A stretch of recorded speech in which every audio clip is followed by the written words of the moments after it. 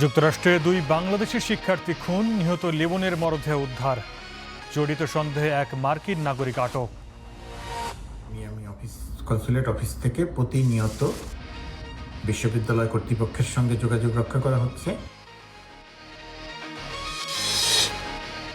পাকিস্তান ইরানের পররাষ্ট্রমন্ত্রী যুক্তরাষ্ট্রের সাথে সরাসরি আলোচনার সম্ভাবনা নাকচ। ইসলামাবাদে ব্যাপক নিরাপত্তা। সরবরাহে বিলম্বের কারণে ফলমূল ও শাকসবজির মতো পচনশীল পণ্য নষ্ট হয়ে যাচ্ছে। ইসলামাবাদ 2 সপ্তাহ ধরে বন্ধ, ব্যবসা বাণিজ্য প্রায় নেই। তারা শহরটিকে নতুন হরমুজ প্রণালীতে পরিণত করেছে। একদিন খোলে তো পরের দিন বন্ধ।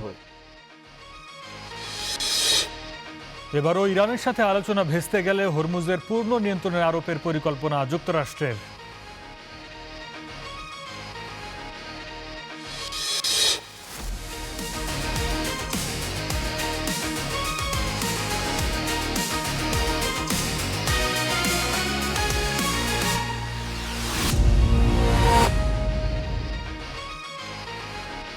স্বাগত স্টার ওয়ার্ল্ডে, সঙ্গে আছি সর্দার মোহাম্মদ আরিফ। এতক্ষণ শিরোনাম দেখছিলেন, এবার বিস্তারিত। যুক্তরাষ্ট্রের ফ্লোরিডায় দুই বাংলাদেশি শিক্ষার্থী খুন হয়েছেন। জামিল নিবন ও নাহিদা বৃষ্টি নামে ওই শিক্ষার্থী সাউথ ফ্লোরিডা বিশ্ববিদ্যালয়ের পিএইচডি শিক্ষার্থী ছিলেন। এর মধ্যে লিবনের খণ্ডিত দেহ উদ্ধার করেছে পুলিশ, তবে বৃষ্টির কোনো সন্ধান মেলেনি। এই ঘটনায় লিবনের রুমমেট মার্কিন নাগরিক হিশামকে গ্রেফতার করেছে পুলিশ। ঘটনা তদন্তে মাঠে নেমেছে এফবিআই। তাদের সঙ্গে যোগাযোগ রাখছে বাংলাদেশ দূতাবাস। ফ্লোরিডা পুলিশের হাতে এভাবেই গ্রেফতার হন মার্কিন নাগরিক হিশাম আবু গার্ভিয়ে। পুলিশ পৌঁছালে হিশাম ঘরের দরজা বন্ধ করে নিজেকে অবরুদ্ধ করে রাখেন। পরে পুলিশের বিশেষায়িত ইউনিট সোয়াটের সাহায্যে তাকে আত্মসমর্পণ করতে বাধ্য করা হয়। হিশামের সঙ্গে এক রুমেই থাকতেন বাংলাদেশি শিক্ষার্থী জামিল লিমন। গত 16 এপ্রিল থেকে নিখোঁজ লিমন ও নাহিদা বৃষ্টি নামে দুই শিক্ষার্থী। মার্কিন গণমাধ্যম সিএনএন বলছে, গ্রেফতারের পর দফায় দফায় হিশামকে জিজ্ঞাসাবাদ করা হচ্ছে। পরে তার দেয়া তথ্যে শুক্রবার হাওয়ার্ড ফ্যাক্সল্যান্ড ব্রিজ থেকে লিমনের খণ্ডিত মরদেহ উদ্ধার করে পুলিশ। আমরা একজনের মরদেহ উদ্ধার করেছি, সেটি জামিলের মরদেহ হবে বলে ধারণা আমাদের। একই সাথে আমরা নাহিদার সন্ধান চালিয়ে যাচ্ছি। ইউনিভার্সিটি অফ সাউথ ফ্লোরিডার পুলিশ বলছে, সবশেষ গত 16 এপ্রিল লিমন ও বৃষ্টিকে ক্যাম্পাসের আশেপাশে দেখা যায়, তবে বৃষ্টির কোনো হদিস মিলছে না। এদিকে যুক্তরাষ্ট্র পুলিশের বার্তা দিয়ে বৃষ্টির ভাই জাহিদ হাসান প্রান্ত ফেসবুকে দেয়া পোস্টে জানিয়েছে তার বোনও মারা গেছে। বিভিন্ন আলামতের ভিত্তিতে পুলিশ তাদের এই তথ্য নিশ্চিত করেছে, তবে বৃষ্টির মরদেহের সন্ধান এখনো মেলেনি। ওয়াশিংটনে বাংলাদেশ দূতাবাসের প্রেস মিনিস্টার গোলাম মুর্তজা জানান, লিমনের মরদেহ দেশে পাঠানোর সব প্রস্তুতি নেওয়া হয়েছে। আমাদের এখান থেকে যে অনুযায়ী চাওয়া হবে, পরিবারের যা চাওয়া থাকবে, সেই অনুযায়ী প্রবাসী কল্যাণ মন্ত্রণালয় সর্বতোভাবে সহায়তা করবে। গোলাম মুর্তজা জানান, ঘটনার তদন্তে এফবিআই, টেস্ট ডিপার্টমেন্ট ও বিশ্ববিদ্যালয় কর্তৃপক্ষের সাথে নিয়মিত যোগাযোগ রাখছেন দূতাবাস কর্মকর্তারা। নাহিদা বৃষ্টি এখন কি অবস্থায় আছে, তার ভাগ্যে কি ঘটেছে, আমরা এখনো কিছু জানি না। মিয়ামি কনসুলেট অফিস থেকে প্রতিনিয়ত বিশ্ববিদ্যালয় কর্তৃপক্ষের সঙ্গে যোগাযোগ রক্ষা করা হচ্ছে। বাংলাদেশ দূতাবাস ওয়াশিংটন ডিসির পক্ষ থেকে এফবিআই এর সঙ্গে যোগাযোগ করা হয়, তাদেরকে জানানো হয়। লিমনের ভাই জুবায়ের সিএনএনকে জানিয়েছে, আগামী জুনে তাদের দেশে আসার কথা ছিল। বৃষ্টির সঙ্গে লিমনের বিয়ের কথা চলছিল। Nusrat Jahan, star news. যুক্তরাষ্ট্রের নির্মম ঘটনার ভুক্তভোগী বাংলাদেশি শিক্ষার্থী নাহিদা সুলতানা বৃষ্টির ঢাকার বাসায় আছেন আমাদের সহকর্মী ফরহাদ বিন নূর। সরাসরি যাচ্ছি তার কাছে। ফরহাদ, বৃষ্টির পরিবারে নিশ্চয়ই এখন শোকাবহ পরিবেশ। কিছুক্ষণ আগে আমরা দেখছিলাম গণমাধ্যমে বৃষ্টির ভাই নিশ্চিত করেছেন বৃষ্টি মারা গেছেন। তিনি জানিয়েছিলেন যুক্তরাষ্ট্র পুলিশের সঙ্গে তাদের কথা হয়েছে, তারা নিশ্চিত করেছেন বৃষ্টির মৃত্যুর বিষয়টি। এখন বৃষ্টির কি অবস্থা শেষ, সেটা কি পরিবারের কারো কাছ থেকে কোনো তথ্য নতুন পেয়েছেন কিনা জানাবেন আমাদের।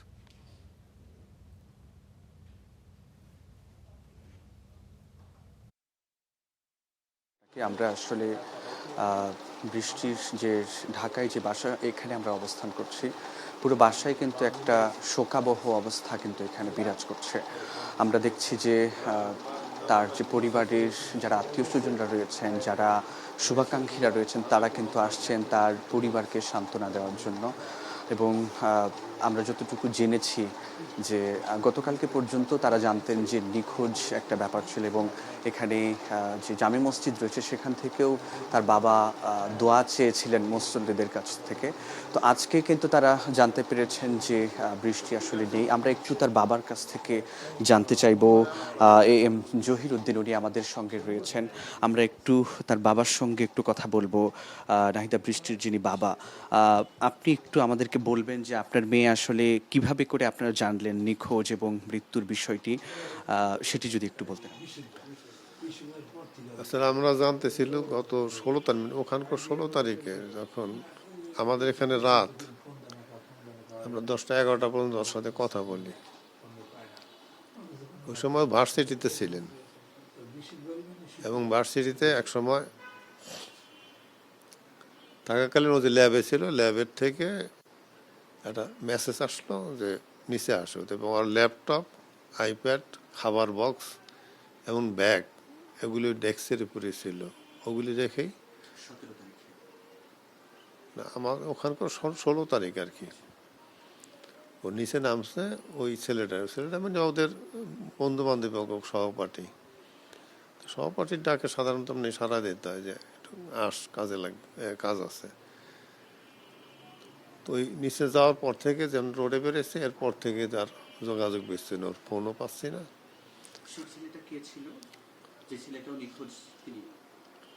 ওই ছেলেটার সহপাঠী, ওর নাম হচ্ছে জামিল আহমেদ লিমন। যে আমরা জামিল আহমেদ লিমনেরও নিখোঁজ এবং তারও মৃত্যুর খবর কিন্তু আমরা জেনেছি। এরপরে আপনারা আসলে কিভাবে নিশ্চিত হলেন যে উনি আসলে নেই, আপনার মেয়ে? নিশ্চিত হয়েছে যে যখন এটা নিয়ে ইউনিভার্সিটির পুলিশ প্রশাসন, তারা ওটা বিভিন্নভাবে ওরা খোঁজ করার জন্য চেষ্টা করছে। ওরা যখন ব্যর্থ হয়েছে, তখন বাইরের পুলিশ স্টেশনের কাছে দিচ্ছে, ওরাও তেমন একটা কিছু খুঁজে পায়নি। ইতিমধ্যে যেমন বাংলাদেশ এমবেসি থেকে একটা চাপ সৃষ্টি করছে, বাংলাদেশি যত কমিউনিটি আছে পুরা আমেরিকা জুড়ে, সবাই এটার পুরো একটা আলাদা নজরদারি দিচ্ছে, বা বিভিন্ন জায়গাতে ফোন আসছে। এভাবে ওই স্থানীয় যে প্রশাসন এরা একটু তৎপর হয়েছে। পরবর্তীতে মানে গোয়েন্দা বিভাগ এটা কাজ শুরু করছে। এক পর্যায়ে তারা একটা ক্লু সৃষ্টি করতে পারছে, এবং যে ঘাতক ছিল ওই ঘাতকরে ওরা উদ্ঘাটন করতে পারছে। ওই ঘাতক পাওয়ার পরেই তখন ঘাতকের বাড়ি তল্লাশি চালে ওটা কিছু নমুনা সংগ্রহ করে ওরা ওই ছেলের খণ্ডিত লাশ পাইছে। এটা ইসের ভিতরে কি বলে, ব্রিজের নিচে।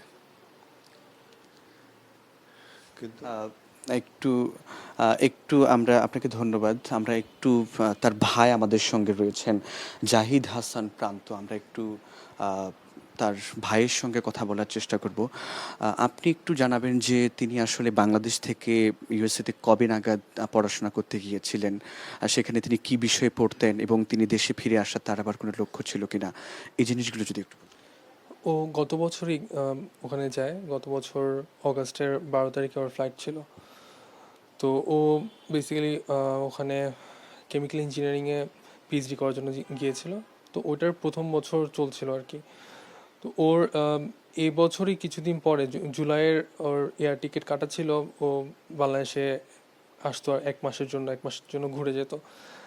আর পিএইচডি শেষ করার পরে বাংলাদেশে এসে বিভিন্ন কাজ বা বিভিন্ন কিছু করার ইচ্ছা ছিল ওর বাংলাদেশের জন্য, কিন্তু এটা তো আর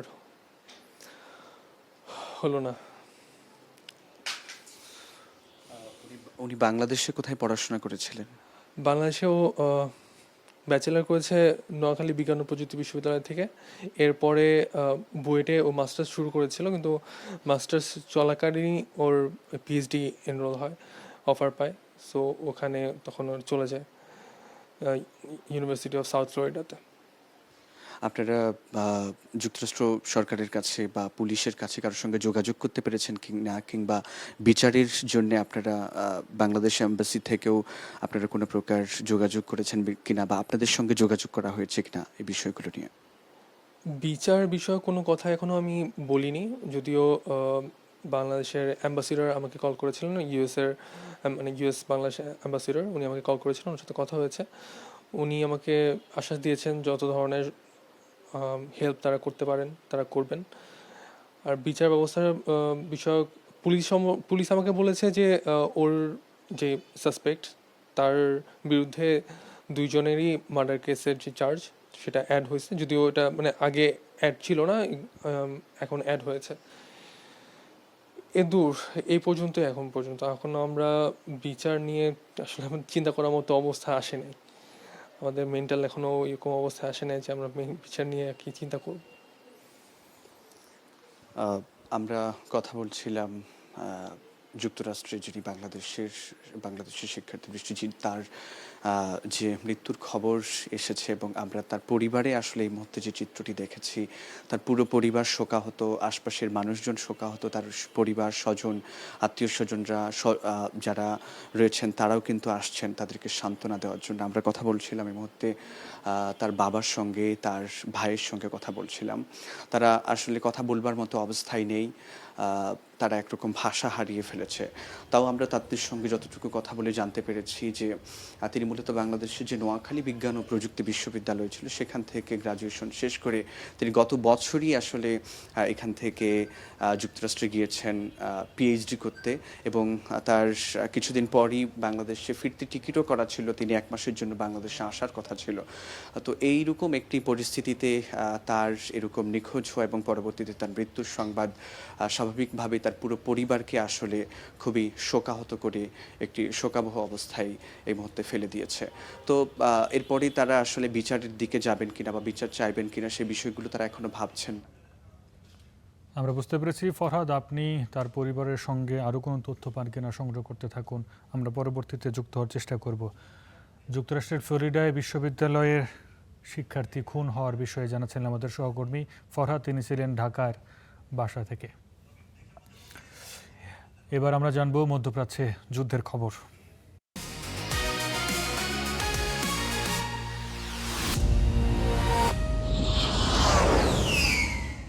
যুক্তরাষ্ট্রের সাথে সম্ভাব্য আলোচনা নিয়ে পাকিস্তানের কাছে নিজেদের অবস্থান তুলে ধরেছে ইরান।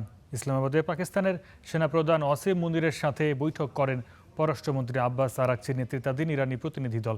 এর আগে ট্রাম্প দাবি করেন ইরান যুক্তরাষ্ট্রের সাথে আলোচনার জন্য প্রস্তুত, তবে তেহরান সাফ জানিয়ে দিয়েছে মার্কিন প্রতিনিধিদের সাথে সরাসরি কোনো আলোচনায় তারা অংশ নিচ্ছেন না, বরং ইসলামাবাদের পরোক্ষ আলোচনায় ইঙ্গিতই দিচ্ছে ইরান।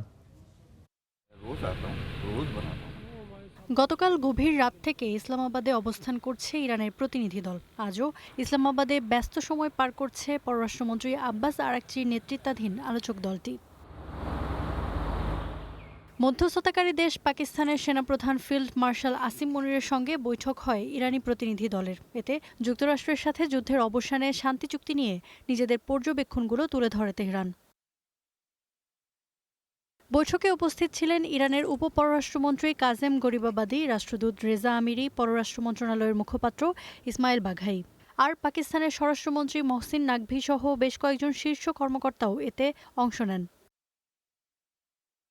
শুরুতেই জানা গেছে যুক্তরাষ্ট্রের সাথে কোনো সরাসরি আলোচনার পরিকল্পনা নেই তেহরানের। তারপরও যুদ্ধের অবসান ও শান্তি প্রতিষ্ঠার লক্ষ্যেই পাকিস্তানের উচ্চ পর্যায়ের কর্মকর্তাদের সঙ্গে বৈঠক করে যাচ্ছে ইরান। এদিকে রয়টার্সকে দেওয়া সাক্ষাৎকারে মার্কিন প্রেসিডেন্ট ডোনাল্ড ট্রাম্প দাবি করেছেন যুক্তরাষ্ট্রের দাবি পূরণের লক্ষ্যে একটি প্রস্তাব দেওয়ার পরিকল্পনা করছে ইরান, তবে তাতে কি থাকবে তা এখনও জানেন না বলে উল্লেখ করেন। শান্তি আলোচনা নিয়ে কোনো রকম চাপ বোধ করছে না ইরান। দেশটির প্রতিরক্ষা মন্ত্রণালয় বলছে যুক্তরাষ্ট্রই যুদ্ধ থেকে মুখ রক্ষার পথ খুঁজছে। চলমান কূটনৈতিক প্রচেষ্টায় অগ্রগতি নিয়ে আশাবাদী তুরস্ক। দেশটির পররাষ্ট্রমন্ত্রী হাকান ফিদান বলেছেন পাকিস্তানে আলোচনায় ইরানের পারমাণবিক উচ্চাকাঙ্ক্ষা নিয়ে সৃষ্ট সমস্যাগুলোর সমাধান আসতে পারে। এমনকি ইরান মার্কিন চুক্তি হয়ে গেলে হরমুজে মাইন নিষ্ক্রিয়করণে আঙ্কারা ভূমিকা রাখতে পারে কিনা সেটিও বিবেচনার কথা বলেছেন মন্ত্রী। Ifat Ira, star news. Iran যুক্তরাষ্ট্র আলোচনাকে কেন্দ্র করে কড়া নিরাপত্তার চাদরে ঢেকেছে পাকিস্তান। ইসলামাবাদ মোতায়েন করা হচ্ছে সামরিক, আধা সামরিক বাহিনী। যুক্তরাষ্ট্র ও ইরানের সম্ভাব্য এই আলোচনাকে ঘিরে কার্যত 1 সপ্তাহ ধরে অবরুদ্ধ রাজধানী শহর। শহরজুড়ে লকডাউন পরিস্থিতিতে ব্যাহত হচ্ছে মানুষের জীবনযাত্রা, তাই দ্রুত এই আলোচনার অবসান চাইছেন পাকিস্তানের মানুষ। নিরাপত্তার চাদরে ঢেকেছে পাকিস্তানের রাজধানী ইসলামাবাদ। প্রধান সড়কগুলোতে বসানো হয়েছে চেকপোস্ট। ইরান যুক্তরাষ্ট্রের আলোচনার সম্ভাব্য ভেন্যু সেরেনা হোটেল সহ গুরুত্বপূর্ণ সড়কগুলোতে নিরাপত্তা কর্মীদের সতর্ক প্রহরা। ইরান যুক্তরাষ্ট্রের আলোচনাকে ঘিরে কার্যত অবরুদ্ধে ইসলামাবাদের বড় একটি এলাকা, ফাঁকা শহরের বাস টার্মিনাল। গত প্রায় 2 সপ্তাহ ধরে সরকার বাস টার্মিনালগুলো বন্ধ রেখেছে এবং এখান থেকে কোনো যানবাহন ছাড়ছে না। এতে আমাদের প্রতিদিন 3 থেকে 3.5 লাখ টাকা লোকসান হচ্ছে। তাই ইরান যুক্তরাষ্ট্রের এই আলোচনা দ্রুত শেষ হবার অপেক্ষায় পাকিস্তানের মানুষ। আমরা প্রতিদিন এই আশায় এখানে আসি যে আলোচনা শেষ হবে, টার্মিনালগুলো আবার খুলে যাবে এবং আমরা সময় মতো বাড়ি ও অফিসে পৌঁছাতে পারবো, কিন্তু তা হচ্ছে না। আমরা অত্যন্ত মর্মাহত। ইসলামাবাদ এমন একটি শহর যেখানে অনেক কর্মজীবী সপ্তাহের দিনগুলোতে কাজের জন্য আসেন, সপ্তাহ শেষে আবার পরিবারের কাছে ফিরে যান। এই অচল অবস্থা শহরের খাদ্য সরবরাহ ব্যবস্থাকেও প্রভাবিত করেছে। দুর্ভোগ পোহাচ্ছে স্থানীয় ব্যবসায়ীরাও। রাস্তা বন্ধ থাকায় বড় ধরনের সমস্যা সৃষ্টি হচ্ছে। সরবরাহে বিলম্বের কারণে ফলমূল ও শাকসবজির মতো পচনশীল পণ্য নষ্ট হয়ে যাচ্ছে। এতে ক্রেতারা বাজারে আসছেন না। বিরক্ত হয়ে ইসলামাবাদকে নতুন হরমুজ বলে মন্তব্য করেছেন এই রেস্তোরাঁ কর্মী। ইসলামাবাদ 2 সপ্তাহ ধরে বন্ধ, ব্যবসা বাণিজ্য প্রায় নেই। তারা শহরটিকে নতুন হরমুজ প্রণালীতে পরিণত করেছে। একদিন খোলে তো পরের দিন বন্ধ। আমরা সরকারকে এই আলোচনা সরিয়ে নেওয়ার আহ্বান জানাচ্ছি। দীর্ঘ সময় ধরে ইসলামাবাদ কার্যত লকডাউন অবস্থায়। ইরান যুক্তরাষ্ট্রের আলোচনার দ্রুত অবসানেই নাগরিকদের চাওয়া। Ishtiaq Hossain, star news. দেখছেন স্টার ওয়ার্ল্ড, ফিরছে একটু পর।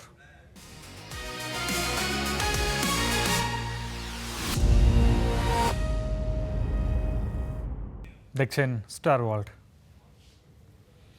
এদিকে ইরানের সঙ্গে আলোচনা এবারও কোনো সমঝোতা না হলে হরমুজ প্রণালী পূর্ণ নিয়ন্ত্রণ নেওয়ার পরিকল্পনা করছে যুক্তরাষ্ট্র। এই লক্ষ্যে হরমুজের সামরিক সরঞ্জাম বাড়ানো হচ্ছে। ধারণা করা হচ্ছে গুরুত্বপূর্ণ এই সমুদ্রপথ ইরানের সামরিক সক্ষমতা গুড়িয়ে দেয় যুক্তরাষ্ট্রের লক্ষ্য। এর মধ্য দিয়ে হরমুজ প্রণালী থেকে দক্ষিণ আরব উপসাগর ও ওমান উপসাগর পর্যন্ত নিজেদের নিয়ন্ত্রণ প্রতিষ্ঠা করবে যুক্তরাষ্ট্র। মার্কিন ও ইসরায়েলি হামলা আর ব্যাপক ধ্বংসযজ্ঞের পরও ইরানকে টলাতে না পেরে হরমুজে নজর পড়ে যুক্তরাষ্ট্রের। প্রথমে প্রস্তাব দেয় বিশ্বের জ্বালানি পরিবহনের গুরুত্বপূর্ণ এই রুটটি যৌথভাবে নিয়ন্ত্রণের, কিন্তু তাতে মোটেও সায় দেয়নি ইরান।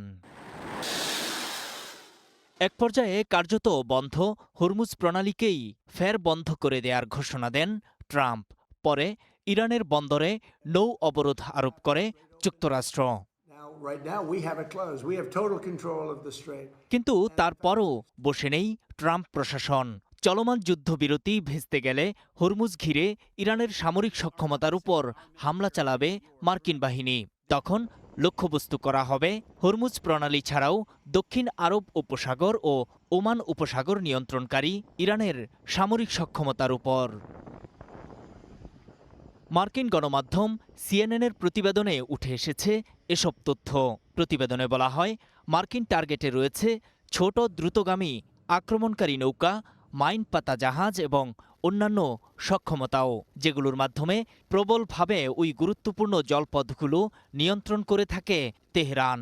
সেই সাথে চাপ প্রয়োগ করে থাকে যুক্তরাষ্ট্রের উপর।